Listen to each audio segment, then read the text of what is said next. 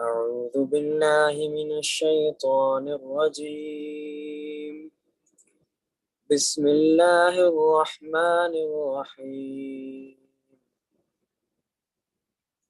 لله ما في السماوات وما في الأرض وإن تبدوا ما في أنفسكم أو تخفوه يحاسبكم به الله فيغفر لمن يشاء ويعذب من يشاء والله على كل شيء قدير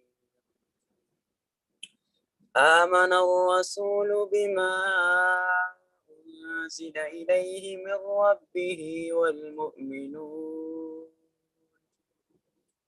كل آمن بالله وملائكته وكتبه ورسله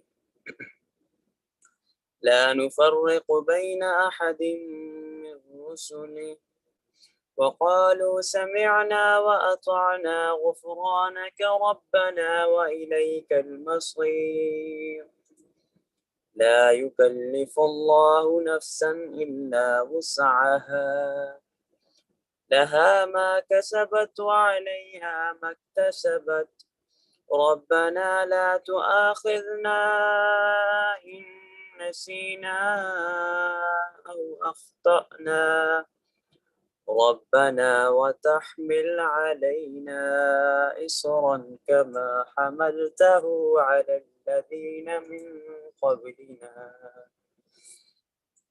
ربنا ولا تحملنا ما لا طاقة لنا به واعف عنا واغفر لنا وارحمنا أنت مولانا فانصرنا على القوم الكافرين صدق الله العظيم.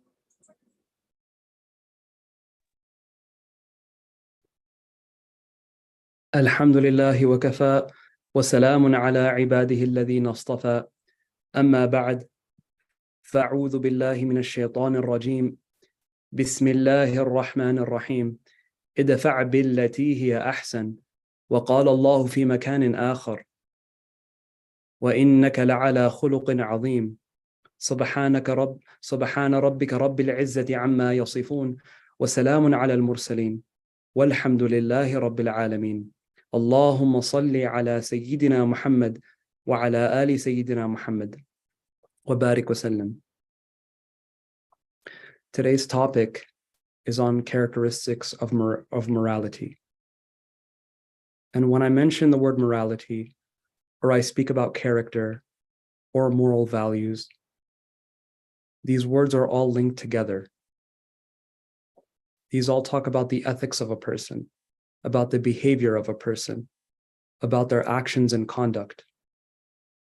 For example, if there was a flower or some kind of beautiful plant that caught somebody's eye, they stop and they admire that beautiful nature. They admire that object that Allah subhanahu wa ta'ala has allowed to be created because they have an inclination towards it, because it's beautiful, because there's something that resonates with them about it. Or if they were to pass by a tree that had luscious and beautiful and delicious fruit, they would enjoy from it. But if there were to be a bush that had thorns, nobody would take time to stand by and pause in their day and take a glance at it and admire it, because there's nothing worthwhile about seeing something like that. Likewise, that whenever somebody has good akhlaq, good manners, good morals, good character, this is something that people are naturally inclined to. This is something that people like to associate with. A person who has good conduct and good manners is somebody that people want to maintain good friendship with, and not even just good friendship, but also somebody to work with, somebody that they would want to have as a colleague, somebody who walks into the room and brings in a very positive and vibrant energy and brings up everybody's day. But on the other hand, when you have someone who is very repulsive in his manners,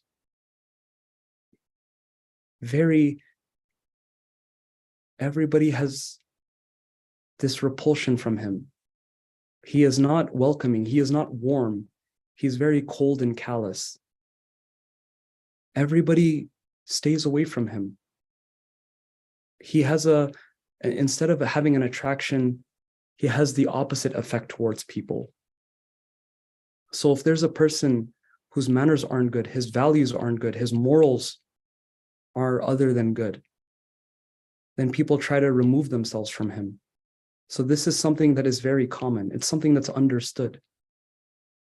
And so Allah subhanahu wa ta'ala has mentioned in the Quran, أُولَٰئِكَ كَالْأَنْعَامِ بَلْ هُمْ أَضَلُّ, that when mankind loses their morality, when they lose their values, they become such a creation that they are worse than animals. But how is that conceivable? How can somebody understand that being a human, somebody who has intellect, somebody who has forethought, somebody who has deductive reasoning, be worse than a creature that doesn't have cognitive understanding, who doesn't have reasoning, who cannot make sense of the world, an animal that lives based on its instincts rather than intellect? How does a person understand that people can be worse? Because Allah subhanahu wa ta'ala said, أُولَٰئِكَ هُمُ الْغَافِلُونَ, that these are people who are unaware. The reason that they are in a worse state is because they are ghafilin. They are ignorant. They don't realize. And subhanAllah, in our time, now more than ever, people have such a primitive sense. They live in such a primitive state of being. Their conduct is very basic, where they live saying, if you're acting bad with me, I act bad with you. If you act good with me, I act good with you. Just because of what they receive, that is what they dish out, or that's what they send back to people. Or even worse, they say that, I can do whatever I want. I live how I want. I do what I want. Regardless if it's even factual or if it's even good for them. People live as how they want, even if it's not good for them, just because of what they like to do. And sadly, this is a very common thing among the youth. You do what you want and I'll do what I want. But that's not a good thing to say. And it's because of the fact that they are ghafilin, that they don't even realize that what they have is bad manners. They don't even realize that they are suffering in a spiritual state because of how they're conducting themselves. And subhanAllah, with this claim that we are worse than animals, let's understand why. So within animals, there are many varieties of creatures. There are animals such that they graze and they eat what they need to, and they live peacefully.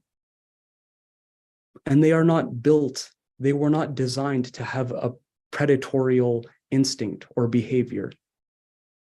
They do not act like a predator. They do not act carnivorous. Even if they are in a very desperate situation of where their life is at stake, where they will die, where they're starving or dehydration, they will not attack another animal. If you were to look at a goat or a cow or something that was like a herbivore, you never see these animals attack another animal like itself just to live. You don't see it ever doing something out of its natural order just to get by, just to live, just to survive. Even if they are in the worst condition of their life, of their living, they don't even resort to attacking and being harmful. They would even die out of hunger before even doing something like that. And then you have a second type of animal. You have another category that deals with animals who can be harmful, but they're not always harmful. So you have animals that are such as lions and leopards and other predators alike. These are animals that are very carnivorous. And in order to survive, in order to nourish themselves, they kill other animals and eat them. They rip their flesh apart and nourish themselves out of it. So in consuming the animal, they have fulfilled their need. But the matter of these kinds of animals is that they only act harmful. They only do something harmful when there is a need. They will not ever act against their nature and kill recklessly, but they will only kill when they have a need to do so. And then there are certain creatures that Allah subhanahu wa ta'ala created, that these creatures don't have a need, they don't have any desire to do so, but it's just within their nature to do so, to attack, to be harmful. And when you look at snakes and when you look at scorpions and other insects alike, or arachnids, these are creatures that are very vicious. They have no need to kill. Yes, they eat. Yes, they kill to eat. But then they will attack for no reason at all. They don't have a reason for doing so. It's within their, it's habitual for them. You know, to the extent that even if you saw a scorpion that was pinned under a rock or was in some kind of situation, they would even sting or try to attack something that's inanimate and is not even causing harm to that object. And even if you were to walk by a snake, obviously everybody knows not to. But even if you were to walk by, what's the likeliness of that snake not biting you? Everybody knows that that snake will bite you once you come close to it, once you encounter it at a close distance.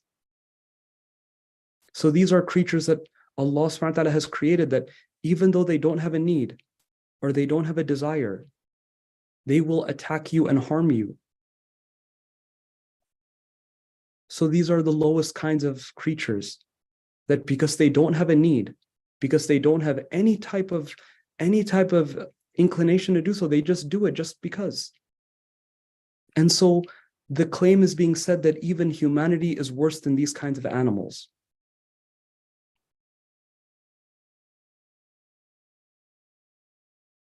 So why is that? Because أولئك كالأنعام بل هم أضل. That they are even worse than animals. Rather, they are worse. In these three categories, why are humans being described that way? Because the deterioration of their morality. The Mufassirin have mentioned that there are people who exist in this world who take joy, who are enjoying themselves, reveling in the fact that they can cause harm to other people, that they can slander, that they can gossip, that they can backbite, that they can tarnish people's reputations, that they can ruin their relationships and their marriages and their friendships. And they can seek happiness in that. That is the problem with humanity. Because no snake or no scorpion ever seeks joy or finds joy in stinging or biting other people. It does it because it's habitual. But the human who was created ahsani taqweem, sadly, can live in such a state of taking joy in harming people. And that's something that animals cannot do. And that's why they are in a lower state. That is why they can acquire a lower state than even the most vicious of animals.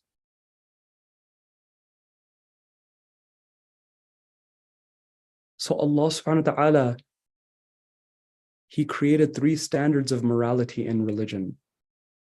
And the first standard that He established was an-nafsu bin-nafsi, wal-'aynu bil-'ayni, wal-anfa bil-anfi, wal-udhuna bil-udhuni, was-sinna bis-sinni.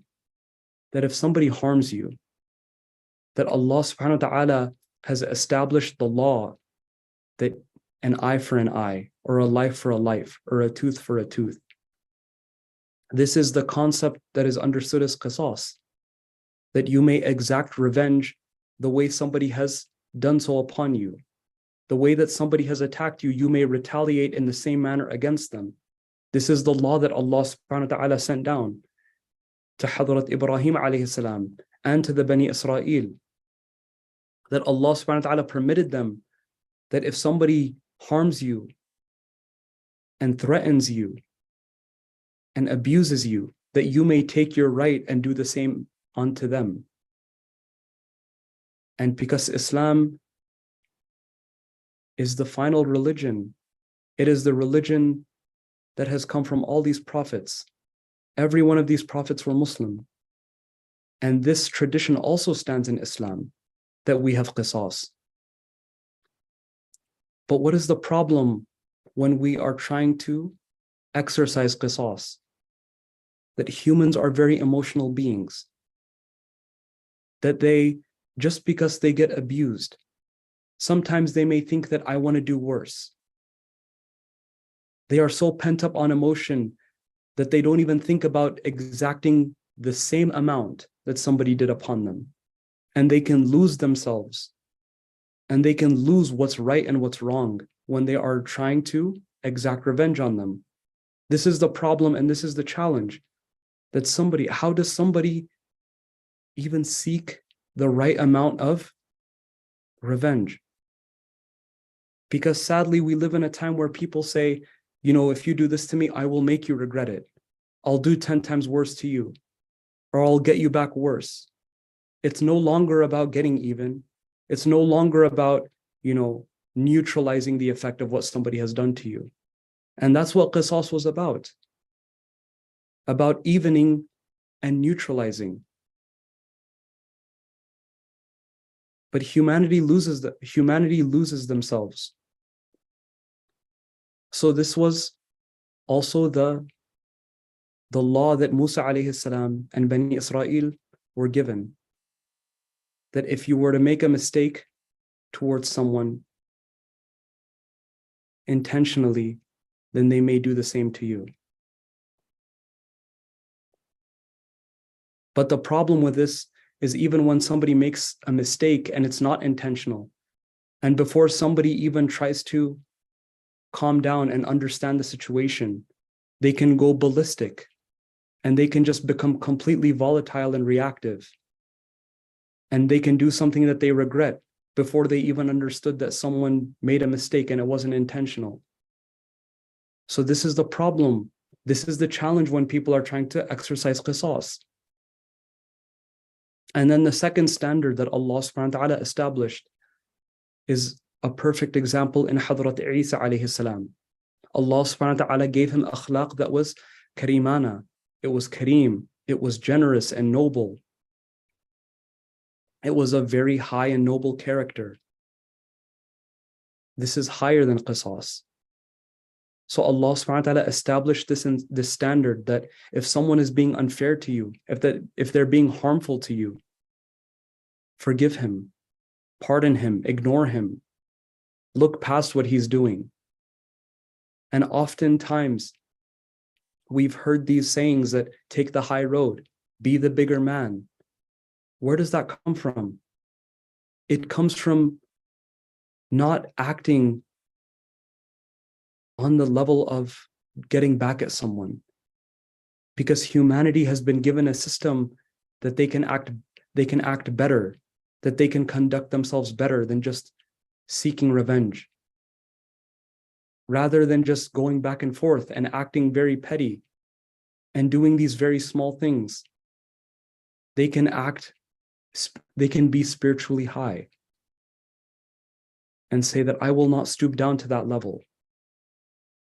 And so one of the stories of Hadrat Isa alayhi salam was that one of his own people were talking harshly to him. And this is not the adab that you have with a Nabi. But this is what was happening. And while this person is speaking harshly to him, all he's doing is making dua for him. All he's doing for him is seeking forgiveness for him.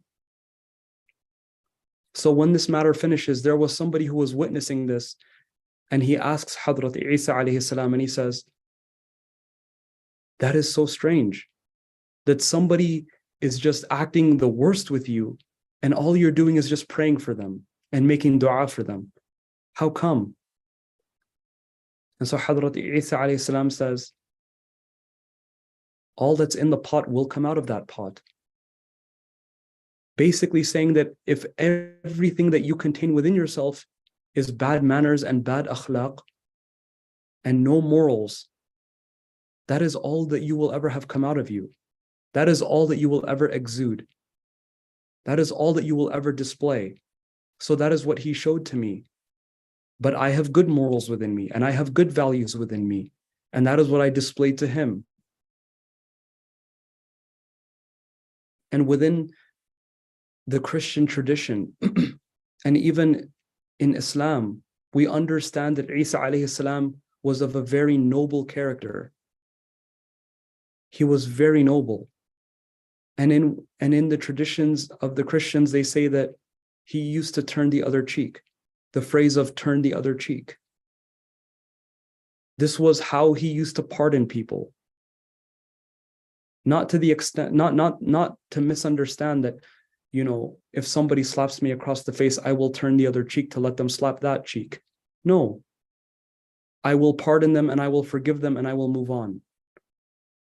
Because all these standards have a system of moving on with what has happened to you, with what has befallen you. I can either take my revenge, or I can be of a higher nature, or I can be of a higher morality, and I can forgive and pardon.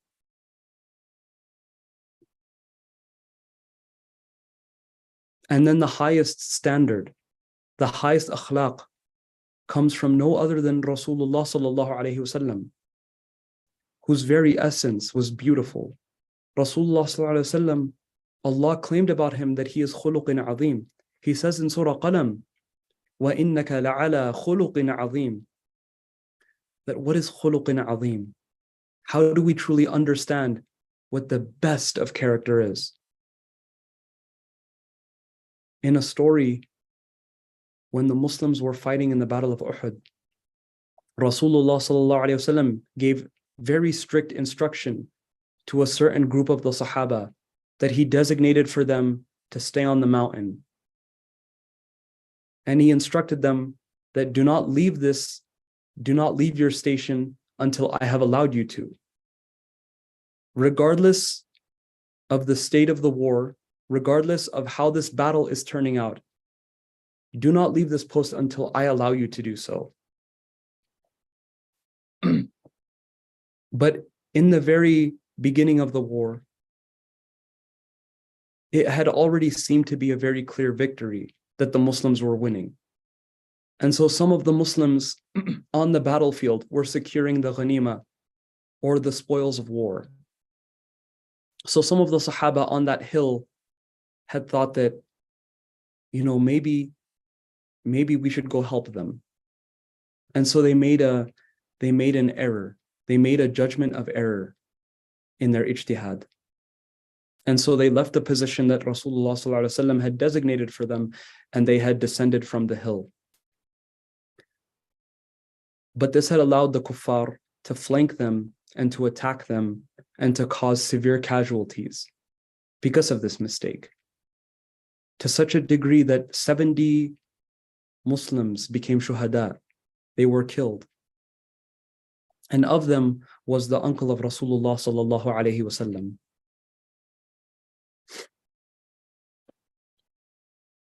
And Rasulullah sallallahu alaihi wasallam had a very deep bond and connection with Hamza radiallahu anhu. They were very close in age. He had been there to defend him, and he had been there with him in Medina. So losing him was a very, very big ordeal. But it had occurred because these Muslims did not follow the instruction as they should have. And 70 people died because of that. And at this time, Islam was in a city. It was in Medina. The majority of Islam was in Medina. So everybody knew who these people were. Everybody knew who it was that made this mistake. But Allah subhanahu wa ta'ala sends down wa'fu anhum, that He instructs Rasulullah sallallahu alayhi wasallam to forgive them. And He instructs the citizens of Medina and all the Muslims alike to forgive them. And not only just to forgive them, that wastaghfir lahum, that also seek forgiveness for them, make dua for them. This was something that was very emotional. This was 70 people, brothers, fathers, cousins, sons, that this community had lost. But Allah subhanahu wa ta'ala is telling them to forgive and make dua for them.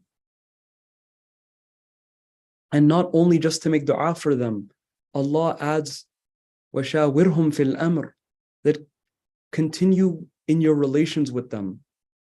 Yes, the pain is deep. Yes, there was a mistake that was made, but it was not intentional. So don't excommunicate them. Don't have this behavior of I forgive you and then I really don't forgive you. I'm still upset and I still hold a grudge.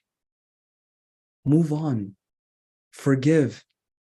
This is your community. You're a Muslim and I'm a Muslim.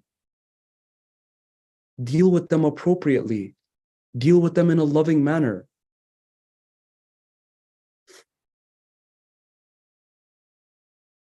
So whatsoever that they have done, they were forgiven. And they made dua to Allah to forgive them. This is what Allah subhanahu wa ta'ala instructed of Rasulullah sallallahu alaihi wasallam and all the Sahaba during that time. And He had pardoned the ones who had made a mistake in their ijtihad. But then again, where are these names in history? Where are the names of these Sahaba radiyallahu anhum who descended from that mountain? Nobody knows their names. Nobody in history knows their names. Is it that people didn't know who they were? Of course they did. But this was the adab of Rasulullah sallallahu alaihi wasallam and all the Sahaba alike. They didn't ascribe blame. They didn't waste their time trying to make people feel bad about what they had done. They forgave and they move on about it. So nowhere in Islamic literature does it contain these names.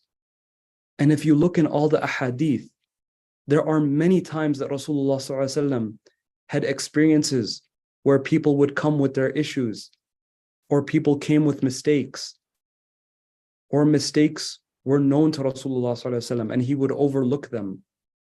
But His akhlaq was so azim that even if people were deserving of their own of that punishment, He would still try to save them from it. How many times is it that a man came and this happened? Or a man told Rasulullah ﷺ this and that happened? That He was very generous with them. Even the story of one Sahabi who was employed under another Sahabi and he had committed a very heinous act. And he comes to Rasulullah ﷺ asking for him to be cleansed. And Rasulullah ﷺ is practicing taghaful. He is trying to be unaware. He knows what this man did, but he wants to save him from his own punishment. And so he tries to make pardons for him. He tells the Sahaba, go check if he's drunk, or is he crazy, or is there something wrong with him? But when this man keeps persisting, of course there's no choice left now. And now the capital punishment has to be exacted on him. And even when he was being punished by stoning,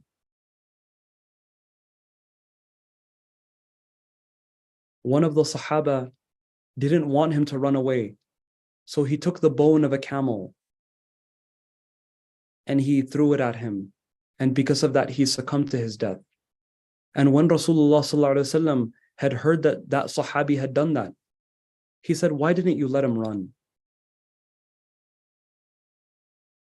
This example is just showing how Rasulullah ﷺ has such amazing khuluq that he doesn't even want people who are even deserving of a punishment to face their punishment. Not do I just forgive, not do I just ask dua, not do I just continue my relations, but I genuinely wish so well for this person that I don't want him to be made as an example for society, an example of punishment for people. And even after his life, sallallahu alaihi wasallam, even another example, that Hassan and Hussein, as they were growing, they saw an elderly man who was making mistakes within his wudu. And in such a creative, in such a humble, in such a beautiful manner, they had asked this elderly man, can you check our wudu and see if we're performing it correctly? And upon seeing this, the elderly man had understood that these young boys are teaching me, these young men are teaching me that my wudu is incorrect. And he was in complete awe about how they had taught him in such a beautiful manner.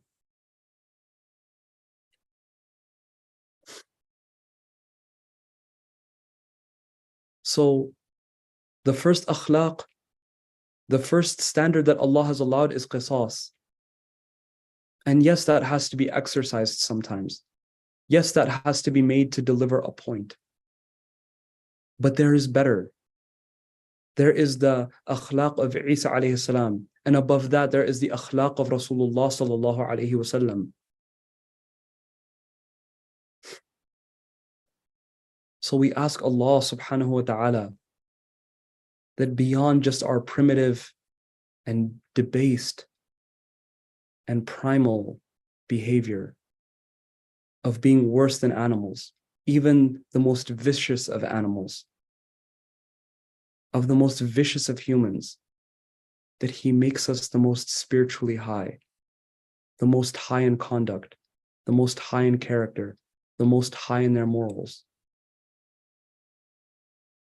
وآخر دعوانا أن الحمد لله رب العالمين.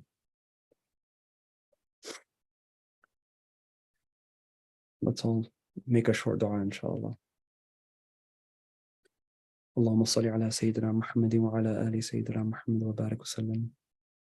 Oh Allah, oh Allah, forgive us. Forgive us for what we have done. Forgive us for all our transgressions.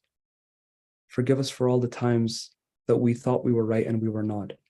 Forgive us all the times that we did not think out of our own heads, Ya Allah, and see that we were causing more damage than we did, Ya Allah.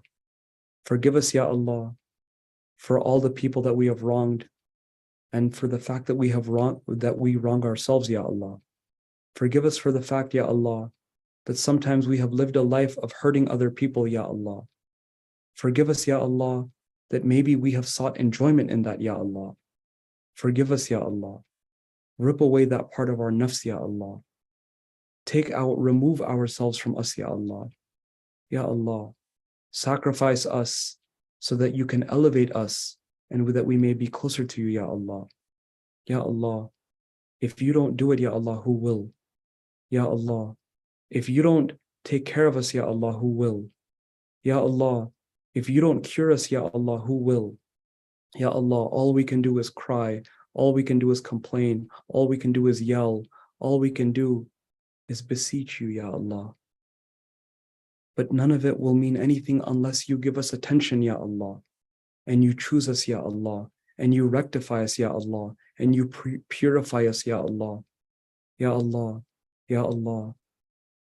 Don't make us debased, Ya Allah. You made us ahsani taqweem, Ya Allah. Make us ahsan in everything else, Ya Allah. Ya Allah, forgive everybody that we have wronged, Ya Allah. Forgive us for wronging ourselves, Ya Allah. Forgive those who have been patient with us wronging them, Ya Allah. And make us patient, Ya Allah. And make us loving. And make us forbearant with those, Ya Allah, who give us a hard time, Ya Allah. سبحان ربك رب العزة عما يصفون وسلام على المرسلين والحمد لله رب العالمين. صلى الله تعالى على خير خلقه محمد وعلى آله وصحبه أجمعين برحمتك يا أرحم الراحمين.